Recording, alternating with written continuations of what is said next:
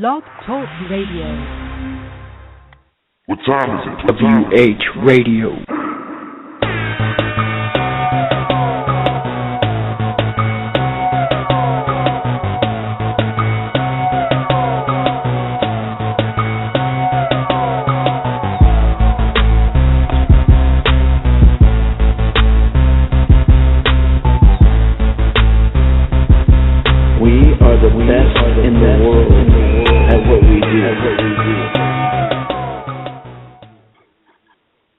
What's going on, ladies and gentlemen? Thank you for listening to WrestlingHeads Radio. It's me, Oscar. I got Skits and Tom joining me, but we also got a special guest here tonight, and he's making you stay in on a Friday night. He is the president of Global Force Wrestling. Ladies and gentlemen, give it up for Scott Amore. What's going on, Scott? Hey guys, how you doing tonight? Doing great. Everything's good here. You're making us stay in the Friday night, and I'm sure our listeners too. So thank you for making us stay in. Well, we appreciate everybody staying in. Hopefully they had a great holiday, and now they're just in a little relaxation mode and getting excited for Wrestle Kingdom. Yeah, definitely. Wrestle Kingdom next weekend. We just can't wait for that. Before we get the show on the road, I just want to let our listeners know, if you guys have any questions for Scott Amore, Skits, give them the number. The number is 760-454-1107, or you can tweet us at WrestlingHeads, and we will shoot the questions on over. Yeah, definitely. I guess I'll ask the first question for Scott. Scott, my first question I want to ask you, how did it all started? Like, how did you end up getting the deal with New Japan so you can actually bring them in their product in the United States pay-per-view? It's kind of like one of those things that just develops over time. I've had a good relationship with New Japan Pro Wrestling over the years, although until this past year, I was much closer affiliated with All Japan Pro Wrestling, having exchanged many wrestlers back and forth. Our dojos and training centers work together in developing talent. But always had a good relationship with Tiger Hattori, especially who's been a longtime member of New Japan Pro Wrestling, and he lives in New York, so he handles a lot of their North American activities. And last year I was over in Japan for Wrestle Kingdom. It was the first time I'd ever had an opportunity to be there live. I was just there as a guest, watching two of my old students, Alex Shelley and Kushida the Time Splitters, tear it up. And while I was sitting there and in the Tokyo Dome, along with 40,000 plus other people, watching that product, like not just the wrestling product, but the pageantry of it all and just the way it's presented, I looked at this and I was like, man, this is a lot of what I'm hearing from people when they say, they're not getting what they want out of pro wrestling. And I was like, there's got to be a way to, to bring this product here, this New Japan product, and bring it into North America. And it's been, I chatted with them some over there. That led to, this past May, we brought some of the New Japan stars here to Windsor for a Border City Wrestling show. That was done in conjunction with our friends at Ring of Honor, who also ran events with New Japan talent in Toronto and New York. And that kind of led to it, and we kind of had a meeting, back in May, where there was the first talks of like Global Force Wrestling in New Japan doing stuff together, and that just kind of blossomed. That led to me and Jeff Jarrett heading to Japan in August to cement the relationship between the two companies, and it just kind of rolled from there. It's one of those things. We have similar mindsets to how the wrestling business should be. We both believe in stressing athletic, hard-hitting competition, but we also don't think you need to make that dull or unentertaining, right? Like the New Japan product and its the production values of it and the pageantry of it and the hard-hitting aspect. Those are the kind of things that Global Force Wrestling has been looking to bring to North America. So as we're looking at projects to work on together besides just, and getting talent going back and forth. I mean, one of the things was taking that signature event, that Wrestle Kingdom brand, that monumentous event, and there's no venue in wrestling, I think, that that holds any more history than the Tokyo Dome.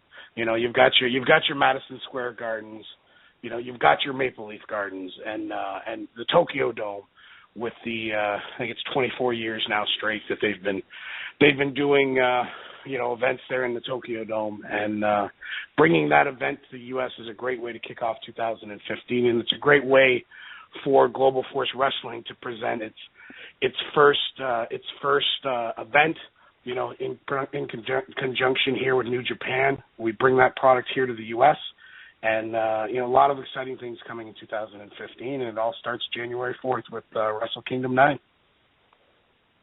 Yeah, definitely. I can't wait for next weekend. I wish you guys could change it to tomorrow night or something. But, I'm going to have to be patient now. I just got one more week left.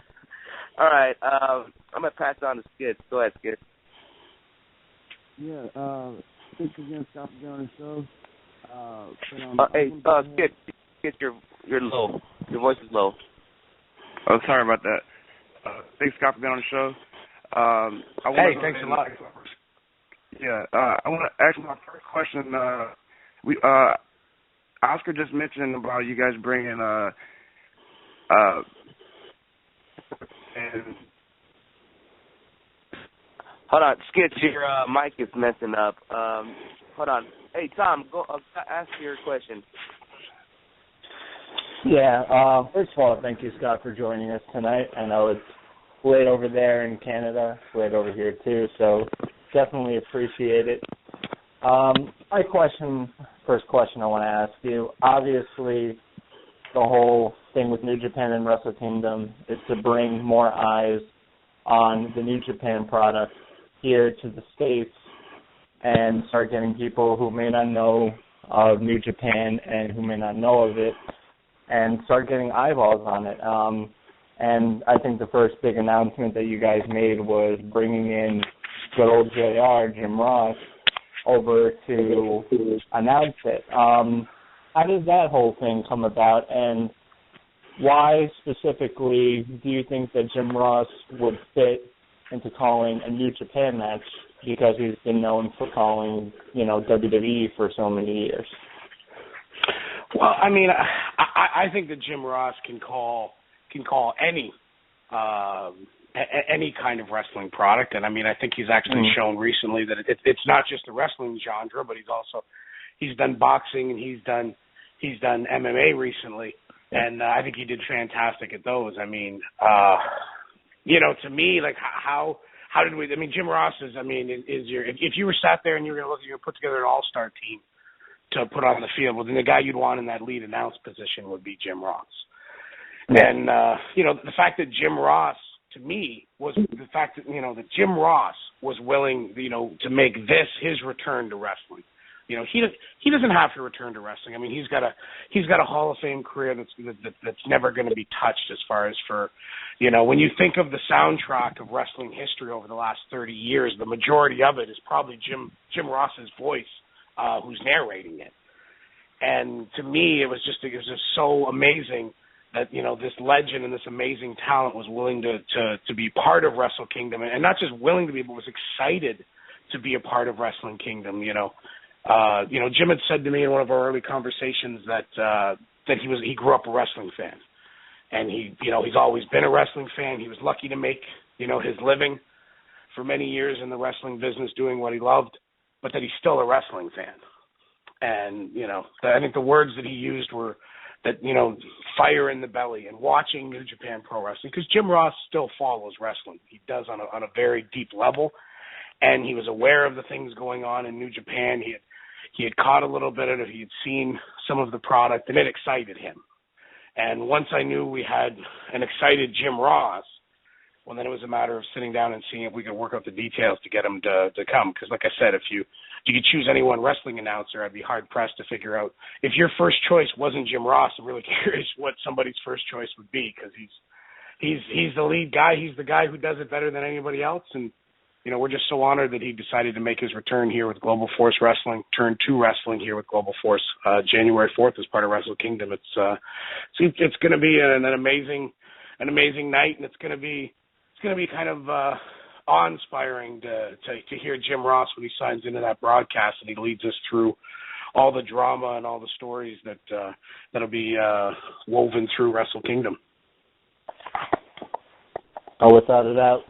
And I've seen, all over social media, people just saying, just from that announcement alone, that people who have never heard of New Japan are going to check it out. So obviously there's a lot of eyes and ears now geared toward Wrestle Kingdom 9 leading into next week.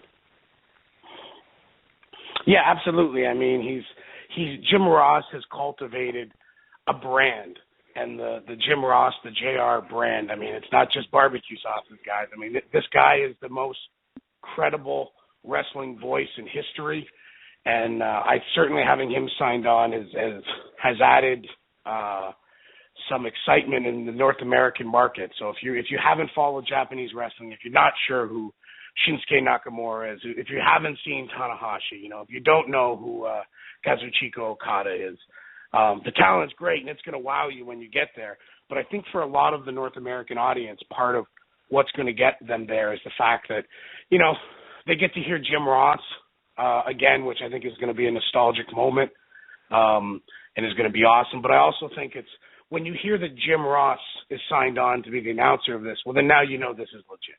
Now you know that this is something big league.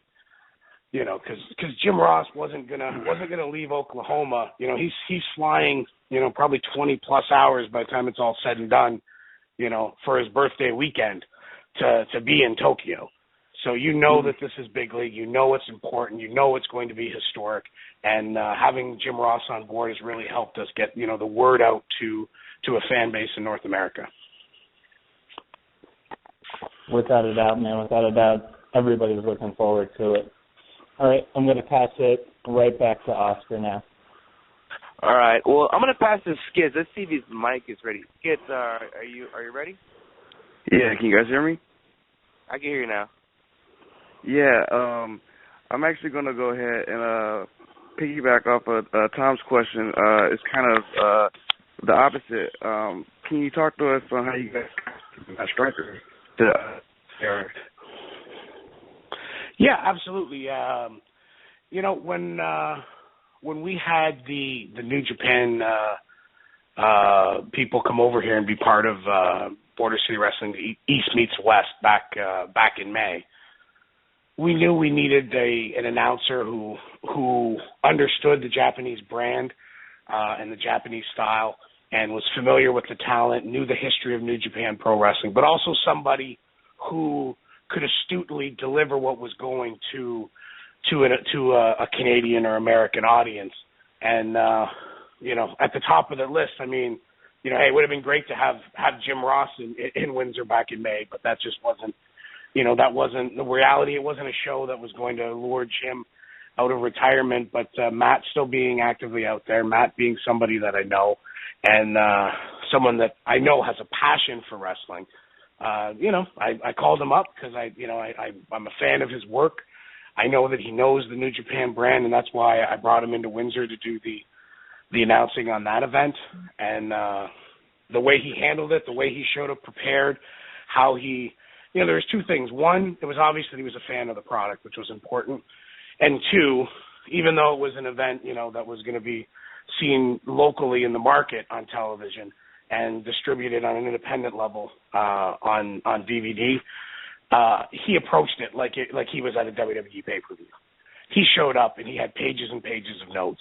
And we had a production meeting. He sat through it. He took notes. And then when I went to the side and went through things with the announcers, he had made lists of questions, about the story and what about this guy and that guy and is there anything that leads to this. And I knew that there was a guy there who was passionate, and obviously I think he's shown over the years that he's talented.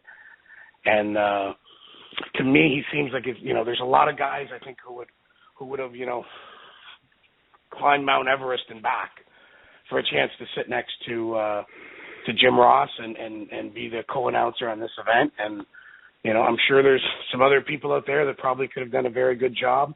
But I just think Matt Stryker's passion and his exuberance that he brings to the broadcast is going to add a different element to it. He's somebody that Jim Ross is confident in his abilities. He's somebody that myself and Jeff Jarrett are confident in his abilities, and he's somebody who's passionate, and that's important. That's important for us with Global Force Wrestling. Is we don't want people that are coming to this and it's a job. I mean, obviously it's a job, but we want people that are passionate. JR is one of the most passionate people in the world. He's bringing that. Matt Stryker's bringing another level. And Matt Stryker knows that to sit next to JR there on the ringside at the Tokyo Dome, he needs to raise his game to a level that it's never been at. Before, as good as he's been, he's excited and he's willing to take up that challenge and sit next to Jim Ross and show that he deserves to sit there. And I'm confident, very confident, that Matt is going to do a fantastic job. And coming out of this event, people are going to see what a great announce team they are. Yeah, definitely. I have one more question that's kind of part of the same question. I know there's a lot of talks on dirt sheets about Mike Tenay joining JR. Is that true or is that false? Mike Tenay's with TNA Wrestling. Would it be amazing to have Mike Tenay sit there and call the event with JR? Absolutely, it would be. And Mike Tenay is somebody who I respect to the umpteenth level. He's one of the people in the industry that I have the most respect for. He's somebody who I consider a good friend.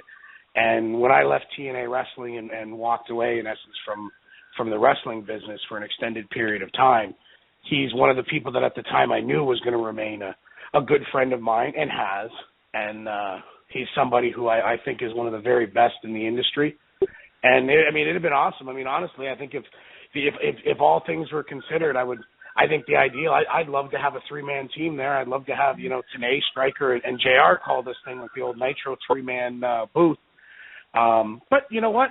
The business aspect of this is that Mike Tenay's with TNA Wrestling, doing a great job there. So unfortunately, he can't be part of this event. But I have a sinking feeling that Mike Tenay will probably be up late night in Las Vegas, and he'll be tuning in and watching this event because like all of us, he's a huge wrestling fan, and I think he's like everybody else, going to be sitting at home and watching this event and seeing how it comes across on TV, and he's gonna be sucked into the event, hopefully like everybody else is, into to this product and into this show that I think is really going to set the bar for all of 2015.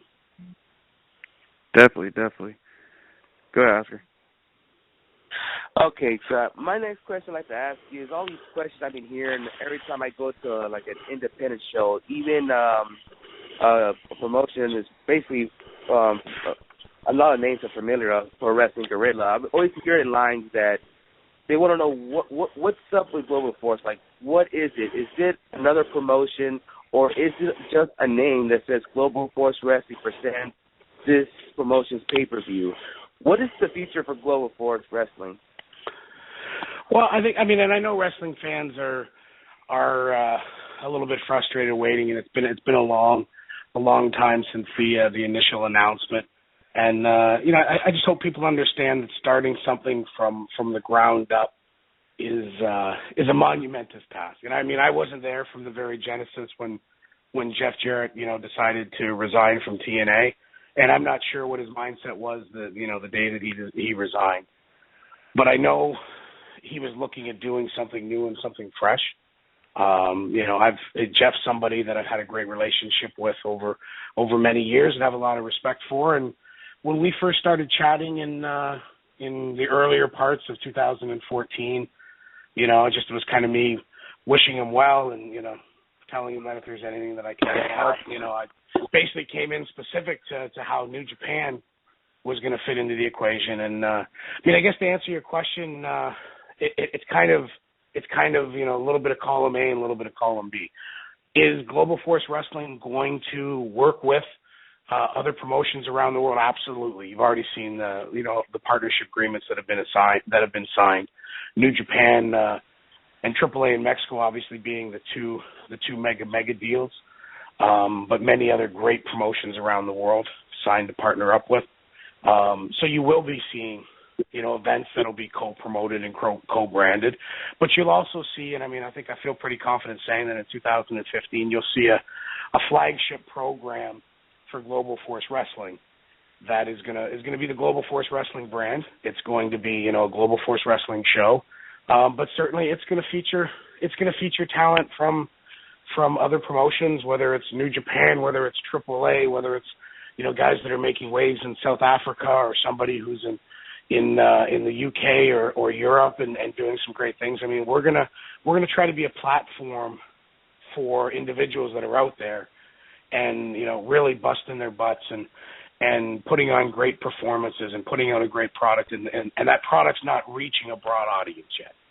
And I think part of what Global Force Wrestling's goal is to take some of that talent out there, because there's so much good talent out there that nobody's getting a chance to see, and we're going to try to give a platform to expose some of that talent. So we're not looking at being like the old-fashioned wrestling promotion that says, hey, we're Global Force Wrestling, and if it's not Global Force Wrestling, we don't care about it, we don't acknowledge it, it doesn't exist.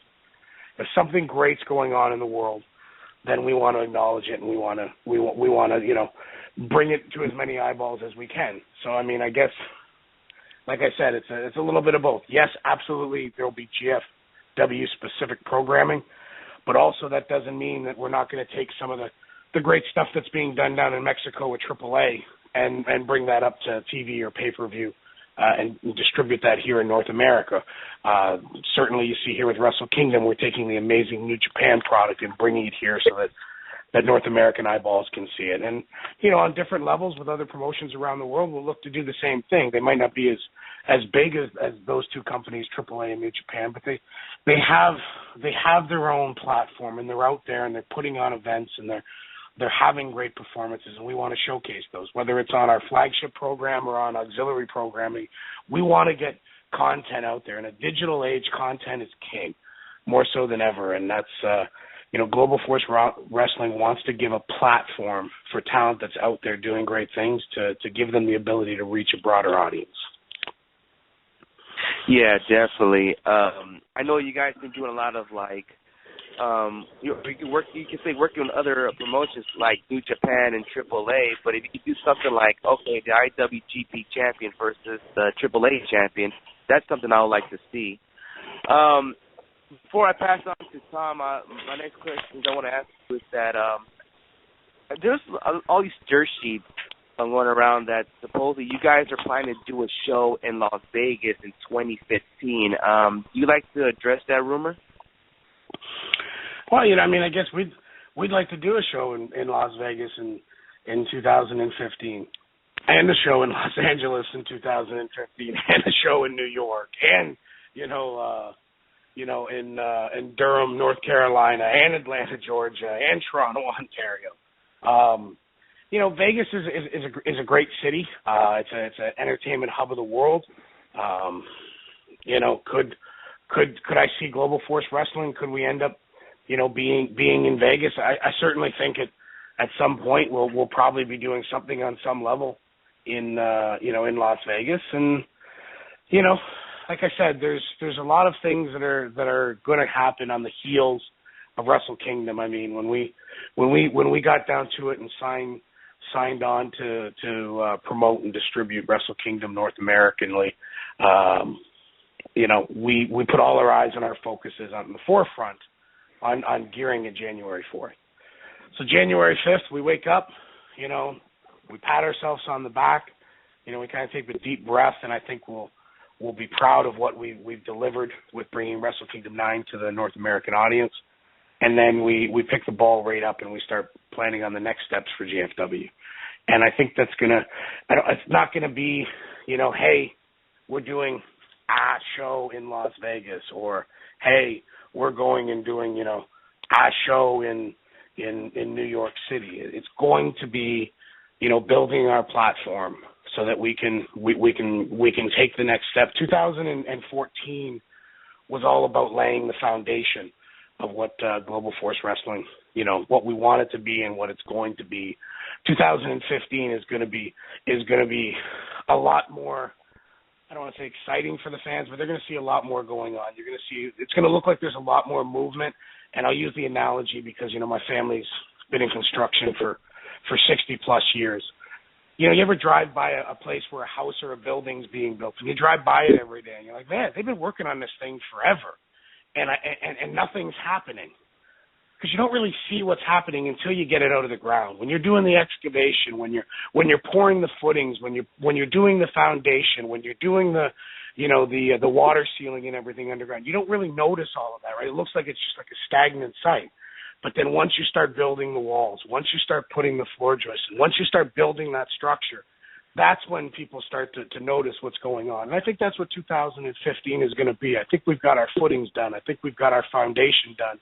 And now you're going to start to see GFW rise out and start to establish itself as a true company and brand. Yeah, definitely. If you have it in Las Vegas, San Diego, or in LA, I will be there. So we just got to wait for your announcement. All right. Awesome. All right, then. Go ahead, Tom. All right. You just talked about, doing all these, bringing people from around the world. And I think what us here in, North America, the United States, really want to know about Global Force is, are you guys keeping an eye on the independent scene, not just here in the United States, but there's some great promotions up in Canada, some great promotions down here in the States. How close of an eye is Global Force keeping on some independent promotions and some independent talents? Very closely. I mean, there's a tremendous amount of talent out there independently, not just in the U.S., not just in Canada, but really around the world. And, as things move forward here post January 4th, there's going to be a lot of tough decisions that need to be made as far as for what team we're going to put on the field, for that, we'll say that first, opening day. And unfortunately, there's going to be some tremendous talent that's going to be left on the sidelines when that day comes. But that doesn't mean that, if we had our first event on I'll just call it day X, it doesn't mean that on day Y or day Z or day double A or double C that it's not going to be different talent floating through. We want to be a promotion that showcases different talent and that gives people an opportunity to succeed. And if they connect with the audience, they'll stay and they'll move up. If they, and there'll be a constant flow of talent through. So are we keeping a close eye? Absolutely. I mean, I keep in contact with as many independent promoters and wrestlers as I can. There's lots of people that send me, links and videos. I know Jeff's the same way and some of the other people involved. And, absolutely. I mean, I think there's maybe more like really good independent talent out there now than there ever has been, because I think we've kind of reached a new era. When I first broke into the wrestling business in the early 90s, the territory system had died, but it's still like people had that mentality of, the territories now, well, it's just going to be, the Crockett's or Turner and McMahon's, and independents were kind of an afterthought. Well, now independent companies are starting to really take roots, and you don't have to. It used to be that everybody wanted to run.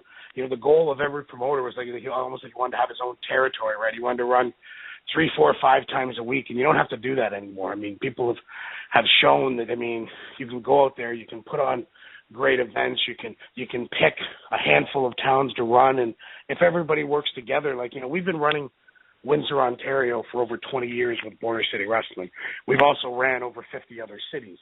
Windsor's our home base, but we have a great relationship with promotions that run in Niagara Falls and in Toronto and in Ottawa and in Winnipeg and in Quebec, and we have a promotional partner out in Eastern Canada, and there really has been a development with independent wrestling where I think the product is much stronger than it ever has been, and I think communication-wise it's gotten so much better, because the older wrestlers, when I first broke in, were still using the term, they called them outlaws, right? Because you were either the established territory or you were running outlaw, like you weren't official. And that's not how it is anymore. I mean, and there is some, less than great independent groups, but that happens with everything. But there's so many amazing independent groups out there that are delivering a product to their fan base, whether it's to 200 people or whether it's to 800 people or whether it's to 1,500 people, that they're delivering a product and they're taking pride in their product. And in this digital age now, I mean, when I was looking to get booked, I had to get a video, which, I mean, God, you couldn't edit video, I mean, without paying to go in a studio, and everything was deck to deck back then. Even I remember the first highlight video I did was like 4 minutes long. It took me like 3 days to edit it together, because it's an old-fashioned, like, giant 1-inch deck-to-deck system. Now people can do it on their computers, and they can do it quicker, and companies are putting out tremendous digital content. Like, independent companies can have a show, and then 2 days, 3 days later, they're putting out a webisode featuring, some great talent, and they're able to do graphics, which, I mean, it used to be like, I remember editing television for the first time in the, I'd say it was been 97, I started, producing television. And I mean, it was actually, you had to type it in, to the chroma key, and then you had to you had to fade it in and fade it off the screen. Now, there's so many amazing things that can be done digitally, and that's been a tremendous change for the world, and it's been one that's helped improve wrestling, because it's so much better to get, better production values now than it was even, 5-10 years ago. Oh, definitely, without a doubt. It's independent scenes exploding, and we'll just have to wait and see who makes their way over to Global Force Wrestling. All right, I'm going to pass it either to Oscar or Chris. I don't know how much time we have left with the more. Yeah, go ahead, I actually want to talk about the card for Wrestle Kingdom 9, which is phenomenal. Crazy card here. You got Tanahashi going against Okada for the IWGP heavyweight title. You got Naito going against AJ Styles, Nakamura going against Kota Ibushi. You guys, now this is probably the match I'm looking forward the most, because I love all these tag teams. You got Red Dragon versus the Young Bucks versus the Time Splitters versus the Forever Hooligans. That's going to be crazy. Oh my God! Like, I'm actually staying up late to watch this. This is just like Tom said earlier. I can't wait for this event. But my question is, for Wrestle Kingdom 9, was that a co-booked event, or is that all New Japan? Wrestle Kingdom 9 is booked as a New Japan Pro Wrestling event. Some of the talent that you see on Wrestle Kingdom 9 will also be a part of GFW branded events. When we get going later in 2015. But it's definitely a New Japan event. It's their big day, right? In the Japanese wrestling world, everything that happens from January 5th on, is to build towards January 4th. And that's their culmination of everything. That's their Super Bowl. That's their WrestleMania. That's their World Cup. I mean, that's where the legends are made. That's where the grudges are settled. I mean, and it has a tremendous history of delivering. And you look at the main event with Okada and Tanahashi. These guys have headlined the Dome before, and they've had amazing matches, in the Dome before. And these guys are cognizant of the fact that they're going in there and they're doing it again, and that they're expected to go out there and put on an unbelievable show. I'm very, very confident that they will. These guys are as competitive as any locker room I've ever seen. There's an amazing energy in the New Japan locker room, but it's very competitive. Everybody wants to be the best. And, Okada and Tanahashi have the honor of headlining this show, and I'm sure they're going to be amazing doing it. But every match up and down that card and every performer up and down that card is out there, and they're looking to have their, I'll call it their Wrestle Kingdom moment. And everybody's looking to go out there and steal the show. And I think you hit it on the head in a very apropos way in saying that 4-team IWGP Junior Tag Team Championship match is going to be off the hook. I mean, you've got Definitely. Red Dragon. I mean, Fish and O'Reilly are unbelievable, right? I mean, Riley's Canadian. How could he? O'Reilly's Canadian. How could he not be great? Fish is entertaining and as talented as all hell.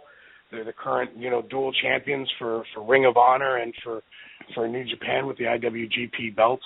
I don't know about you guys. I sat there and, watched their match at Ring of Honor Final Battle with the Time Splitters, and I thought the four of them went up there and put on an amazing display.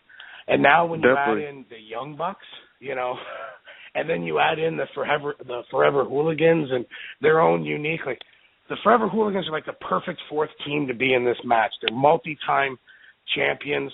They're as talented as can be, but they almost bring like a little bit of a different swagger and a little bit of a different pacing compared to Red Dragon and the Time Splitters and the Young Bucks. And I just think these four teams are going to go out there. And I mean, that's the match where, it's going to be hard for me to watch a lot of the show live. That's one of the matches that I really, if there's any way that I could sit down and be able to watch a match from beginning to end, that's one of the matches that I'd really like to see, because I think those guys are all amazing, and I think they're going to go out there and they're going to, like everybody else, they're going to leave it all in the ring. And I think when they're done, they're going to almost set like a new standard for what a multi-team tag team match can be like. And they know that pressure's on them. They know that's the expectation, and despite that, I think they're going to go out there and deliver it. Yeah, every time we're here on the praise all four of those tag teams, those are definitely my top four. I don't have a top five tag team, and when I heard that that's going to happen at Wrestle Kingdom, I went nuts. So I'm definitely looking forward to that match. That's one of the matches I'm going to be looking forward to at Wrestle Kingdom 9 with Global Force and New Japan Pro Wrestling. Yeah, no, absolutely. I mean, truthfully, last year it was during the four-team, junior tag title match that I sat there and was like, wow, like we need to get this product to North America. And I think they've stepped it up even, another notch, having Red Dragon in there this year. And I'm super stoked to see that. And I'm super excited to see Kenny Omega make his first appearance on a New Japan Super Show since signing with New Japan. He's been tearing it up in DDT, doing things that the human body was never expected it would be able to do on a nightly basis. And he's a member of the Bullet Club, and he's going to go out there, and I think he's going to have a performance of his life, just like so many other guys are going to go out there, and I think that's what people are really going to probably notice immediately in watching this product. Is there's going to be nobody on cruise control. There's going to be nobody who's phoning it in. Every guy on this card from top to bottom is going to be going out there. They're going to be trying to leave their mark so that when the show's over, people are saying, hey, did you see what Fish did? Hey, did you see what Doc Gallows did? Hey, wasn't that great when Shinsuke did this? That's what everybody on that card, up and down, myself included, everybody's out there putting their best on to put on a great show. Everybody's cognizant of the fact that not only is this a mega event, the event to circle on your calendar every year in Japan is January 4th, but for the first time ever, we're bringing it to you live in North America. You can either, as you gentlemen said you're going to, you can wait up and watch it, depending on where you are in the country, because Eastern time it starts live at 2 a.m. on the morning of January 4th, or late, the night of January 3rd. Or you can wait, and we have the 7 o'clock replay, where you can, you don't have to stay up until 6 in the morning or whatever it is in your time zone. You can get your sleep, you can go about your day, you can avoid the spoilers, and you can sit down and watch all the action in that traditional prime time slot. Definitely, man. I'm definitely can't wait for January 4th. It's going to be a year for all wrestling fans, for wrestling period. This is going to be something special. Yeah, it's going to be amazing, and I think part of it is showing the fact that, I mean, this pay-per-view has been cleared into more homes than any wrestling pay-per-view in history, which I think is pretty amazing when you look at all the years of WCW and WWE and everybody else putting on pay-per-views. Every major cable and satellite provider in the U.S. and Canada has agreed to carry this. There's going to be very, very, very few places, very few households that don't have access through their cable or satellite provider. But if for some reason your local affiliate isn't carrying this program, or if you're just one of those people who's not plugged in and you do everything digitally now, you know, we've made it available. There's an app. It's on iTunes and Android. It's called Flips, and you can download Flips for free, and it'll allow you to purchase Wrestle Kingdom 9 on the Flips app. I believe you can even get it in HD, and you can get it with a tremendous quality signal. And so no matter what, no matter where you are, even if you don't have cable or satellite TV, you'll be able to be a part of history and watch Wrestle Kingdom 9. Definitely.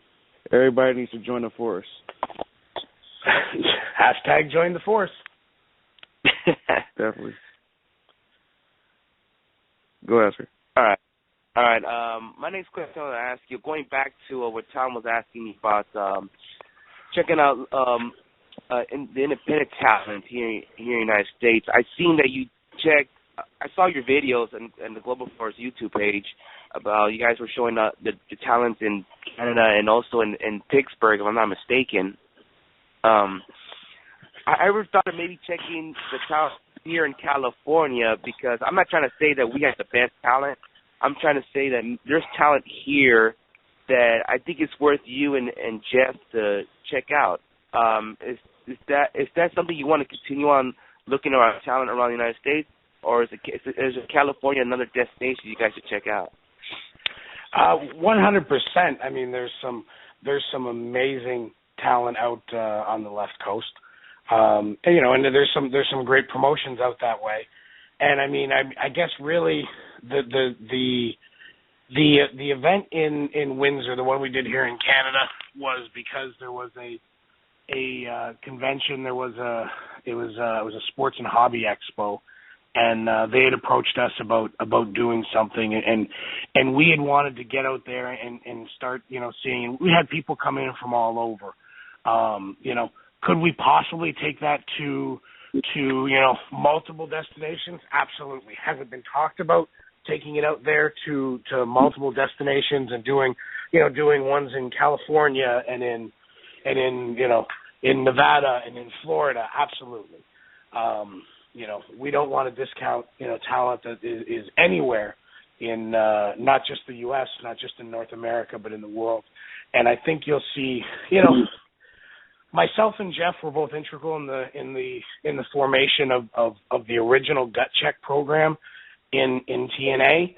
I stopped being involved eons and eons ago. Jeff somewhere along the way stopped being involved as well.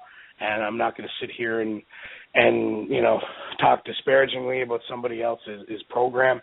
But the original idea of the program when I was there, when the genesis of it, was getting out there and finding talent. Even if it wasn't talent that was ready to step onto TV today, if it was talent that you could look at and say, wow, there's something there, but it needs to be nurtured. That's what the program was for, right? You could find talent that was ready today, maybe that you didn't know about. That absolutely happens. But also to find those diamonds in the rough, those people that aren't polished yet, but have something about them where you're like, there could be something here, and you can grab onto it earlier and start molding it. And I certainly think, as Triple H has done a tremendous job with NXT and with the developmental program with WWE. And we certainly believe, myself personally, Jeff personally, and Global Force Wrestling as a company, that you need to develop talent. There's great talent out there.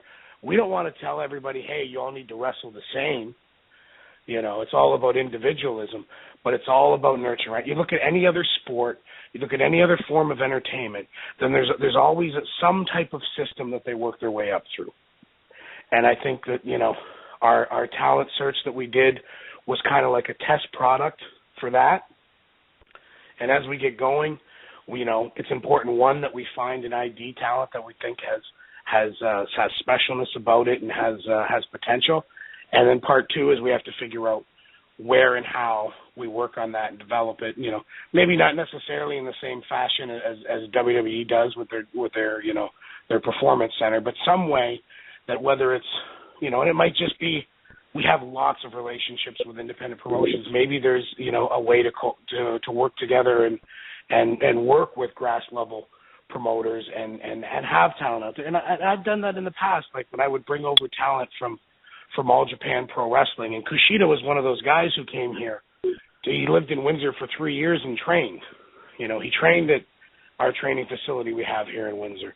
And we also sent him out to wrestling shows all over Canada and all over the Midwestern U.S. And he was sent there. He rode with one of our guys. He didn't just wrestle guys out of our school. He wrestled all kinds of independent wrestlers. He got all kinds of different experience, but we got it on tape, and we got a chance to break it down and work with that, the positives and negatives, and be able to engage in that development process. And maybe I'm tooting my own horn, but I think that's part of the reason why, Kushida is where he is today, almost on the eve of being in a featured match on what could possibly be the biggest show of 2015, because developing talent is crucial to the long-term success of a company, and it's crucial to the long-term success of our industry. Yeah, definitely. The reason why I asked you this question is because there's actually like local talent here in California that listens to the show, and maybe one day they'll like to maybe work with you and Jeff one of these days. So maybe, hopefully that can give them the hope one day. Maybe hopefully you guys come down to California and check out their talent. So absolutely. And honestly, I've in the past, just without hoopla about it. I've been to and I'll use the one that everybody knows about, right? I've been to a PWG event, and I've watched their events and their talent. I've also been to smaller events in LA and in San Francisco. And funny story, I actually had to buy a ticket in San Francisco because I knew who the hell I was. So I just quietly paid for my ticket, went in and watched, because I'm not a guy who's going to show up and say, hey, I'm so and so, because I'm nobody. Showed up, happily paid. You know what? Because buying a ticket to a wrestling show helps support the boys. It helps support. One, you need promotions to work in, so promotions need to pay their bills, and two, wrestlers, as a shock of shocks, have bills to pay, whether they do this as their only source of income, or whether that this is their dream that they do on the side, and they have another job that they work to help make ends meet. Everybody likes to have a little extra money in your pocket. Everybody likes to be able to go out and grab a decent meal once in a while if they want. And if that's something I can relay on to the fans that are listening, please, support wrestling. Obviously, whatever wrestling it is, whether it's WWE, whether it's Global Force, whether it's Ring of Honor, whether it's PWG, whether it's any promotion out there, even if it's the smallest independent show. Go out there, check it out, have fun with it. Tickets to a lot of independent shows aren't expensive. Understand that your ticket is going to help put on that event, and when you're there, go by the gimmick table, by the merchandise table, and because I don't think fans sometimes realize what a difference it makes if they buy somebody's shirt, or if they buy a copy of one of their DVDs, or if they buy one of their pictures. You're literally putting money in that guy's pocket. So if somebody shows you something, you're like, man, I like that guy, I hope he does good. Well, don't just leave. If you can afford to, go over there, talk to him, get an autograph, but get a picture or buy a DVD, do something. Support the talent that has an effect on you. If they made you feel good, if you were really entertained by them, then you know what? If you can go drop $5 or $10 or $15 or $20 or whatever, you're having a direct effect on them chasing their dream. I think sometimes fans don't don't realize what a direct effect they have in that sense. You know what, Scott? Yeah. I have so many wrestling shirts in my closet. It's ridiculous. I have just about probably just about the whole PWG roster's shirt. It's crazy, but yeah. Yeah, and I mean, you know what? And I hope every one of them did. If not, I bet you just about every single one of them, to the last man, appreciates when someone shows up and buys a shirt or a DVD there, because it really does. It really does help them. Like I said, you're supporting somebody who's chasing their dream, and that's a pretty cool way to be a part of something, you know. And if you've had guys, you know, you've got someone, you bought their shirt or their DVD when nobody knew who they were, and all of a sudden now, you know, you're watching them on TNA or in Ring of Honor or you know, in Global Force or in New Japan, and you're like, man, like I knew that guy when he was 19 years old. He still had pimples on his face, you know. He was still wrestling in a pair of gym shorts, you know, because he couldn't afford tights, you know, like whatever it is. And yeah, that's you being a part of their journey. Yeah, definitely, man. I know you say you had to go. I'm not sure if you have to go now or. Yeah, if you want to have one or two, you know, more quick questions, and then unfortunately I will have to get going here. But if there's one or two things you want to touch on or you want to ask, and you know, then shoot away. Go ahead, Tom. Honestly, I'm all out of questions. Scott has gone above and beyond answering everything and giving in-depth answers. Let me ask you, right now in New Japan, who is your favorite New Japan wrestler? Who do you just love seeing go out there all the time? Yeah, you can't nail around it. You got to pick one. My favorite?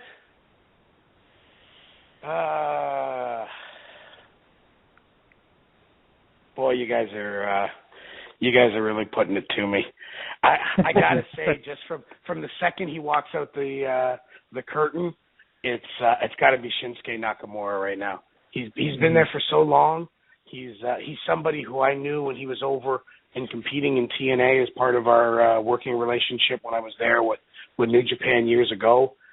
He's a guy who lived in LA and cut his teeth, you know, wrestling out in LA.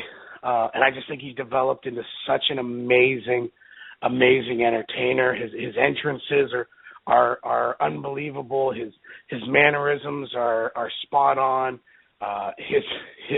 His interviews and his press conferences, I mean, hell, I don't even understand what he's saying most of the time, but I mean, I'm just thoroughly sucked right into and entertained by him. And I just think he's an unbelievable talent. He's a super guy.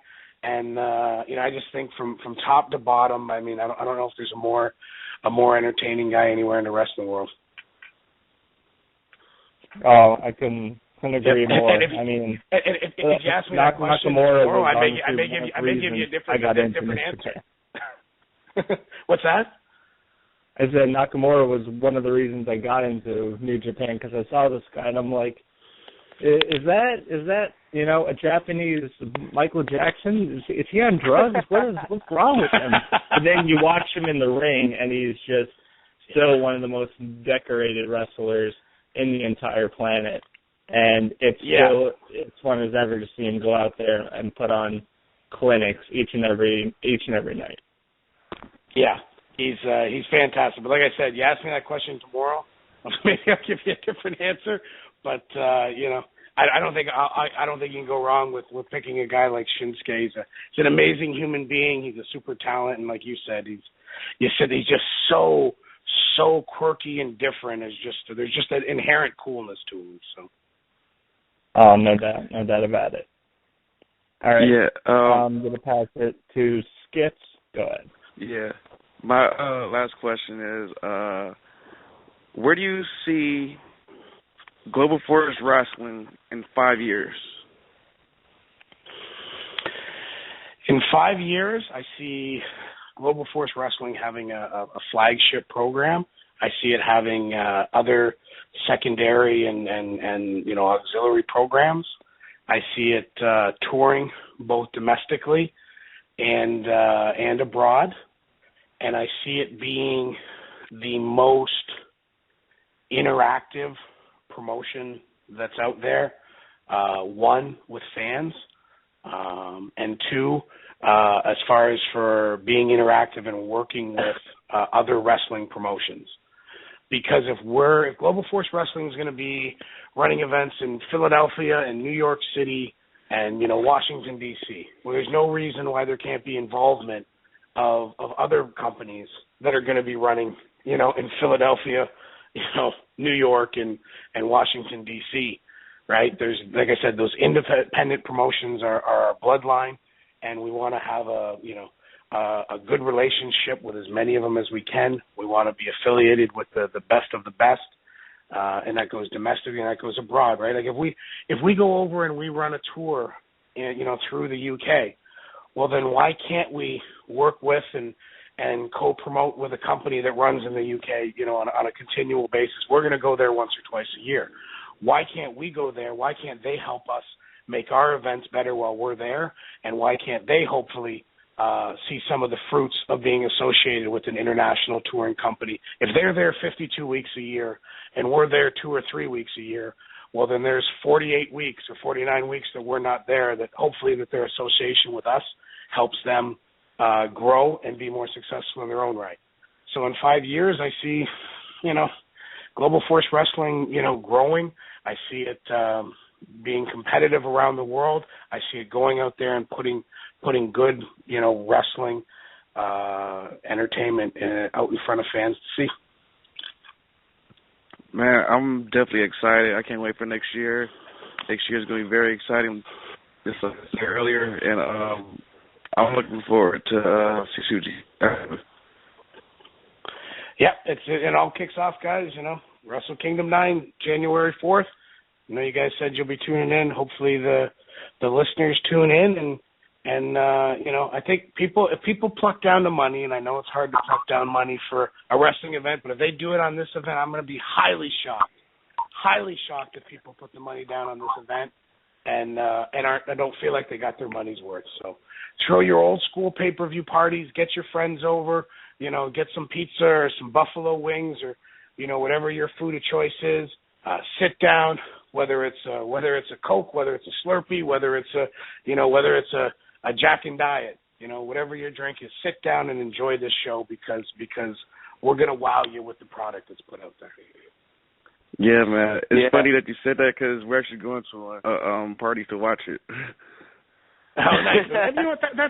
That's the way wrestling should be watched, right? You don't want to watch it sitting by yourself, right? I mean, it's cool when you got some people there and you can yip back and forth and you can holler and you can say, oh, I think this is going to happen. You know what I mean? Right?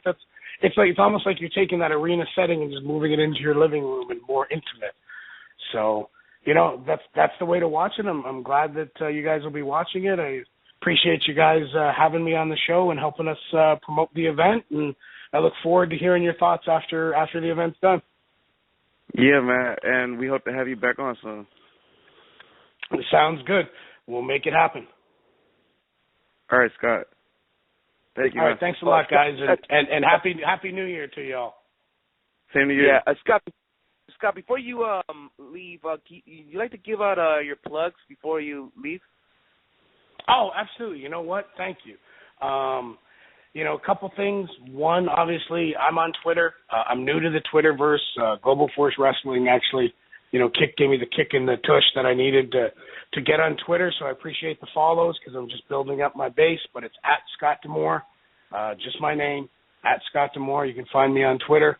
Please follow Global Force Wrestling and everything that's going on. There's some amazing preview videos and some nice, like really well-written articles. If you're not fully in tune with what's happening in New Japan, you can go to the GFW Twitter, which is at GFW Wrestling, and there's all kinds of written articles that tells you who's who and what's what.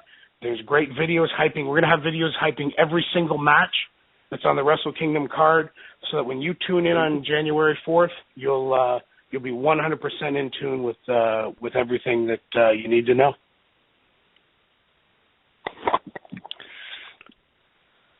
Yeah, definitely. Thank you once again for being on the show.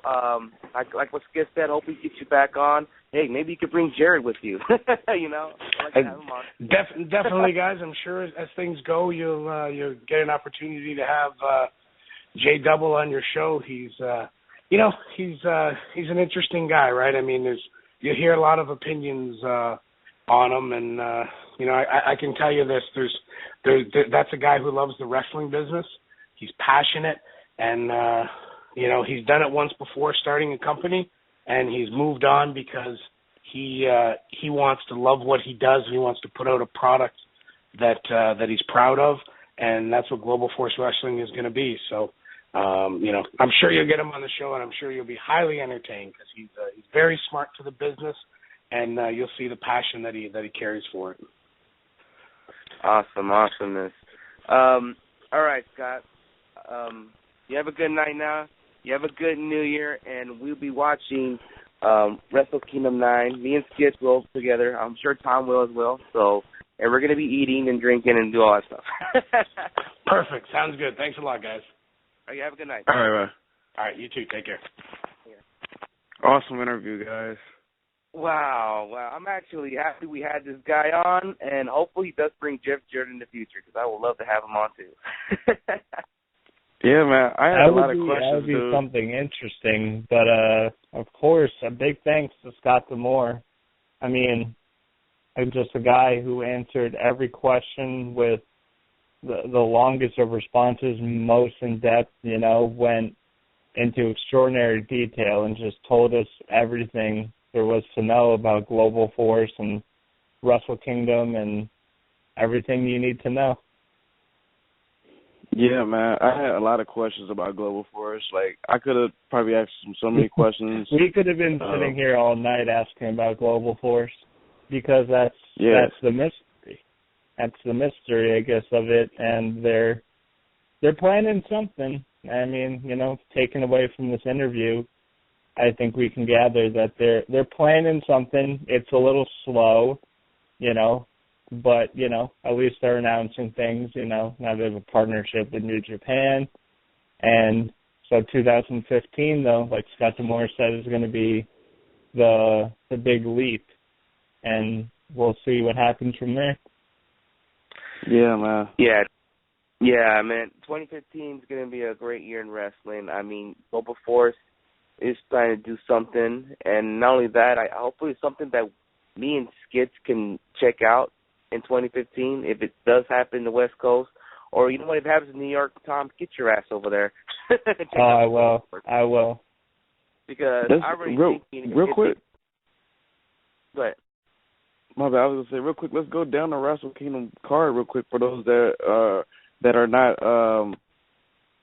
knowing who's on the card. The card is awesome, by the way. You got Tanahashi and Okada going for the IWGP title. And these guys both are amazing wrestlers. They're definitely two of the best wrestlers in the world. I'm hyped to see that. Also, another one, Nakamura, who is praised here on the show, going against Kota Ibushi for the IC title. That's going to be a big deal. Looks like Kota Ibushi is definitely one of my favorites in New Japan Pro Wrestling. You got Carl Anderson and Doc going against Shibata and Goto for the IWGP Tag Team titles. That's going to be a good one. Looking forward to that. You got Kenny Omega getting a shot for the IWGP Junior title against Tadaguchi. Also, you got Ishii, my boy Ishii, going against Makabe for the Never Open weight title.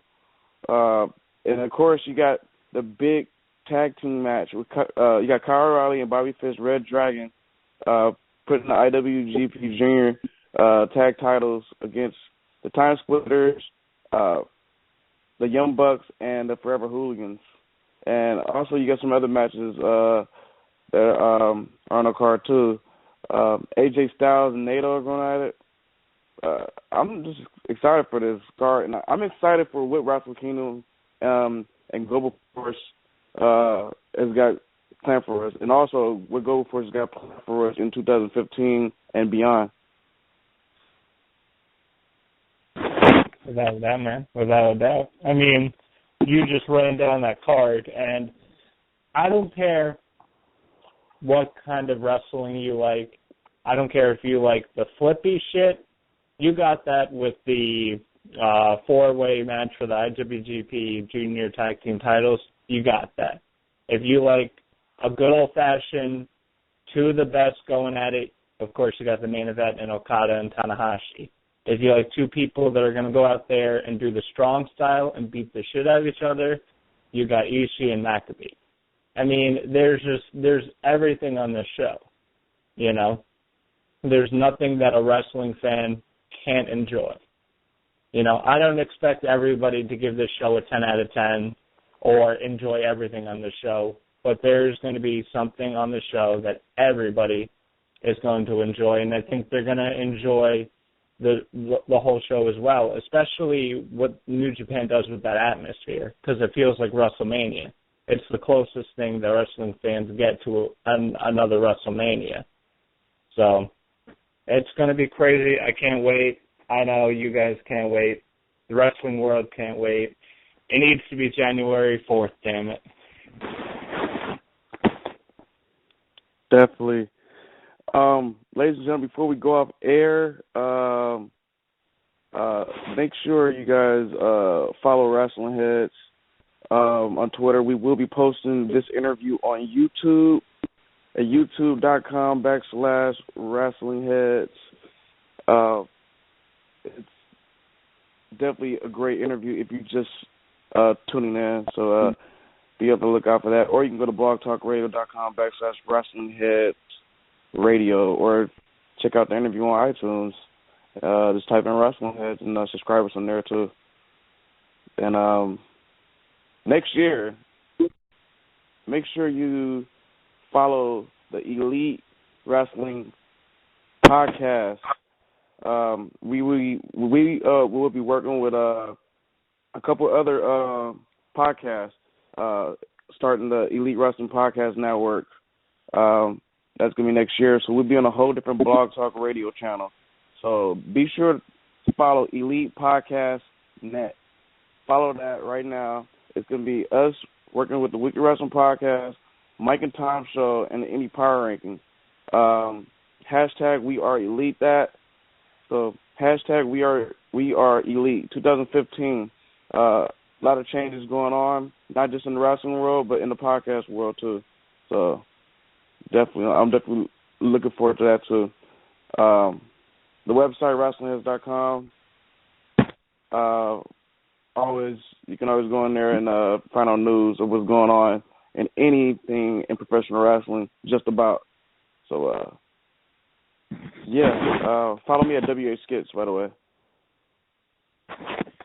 Yes, and you can follow me at Sinister632 on Twitter and Instagram. I haven't been on Violent. You can follow me on that, I guess. Yes, like what Skip said, check out WrestlingHeads.com. I will be blogging hopefully sometime soon. And yes, check out Wrestling Heads on YouTube and iTunes. Subscribe us there, and you never know who we're gonna get. Maybe we'll get Jeff Jarrett. Who knows?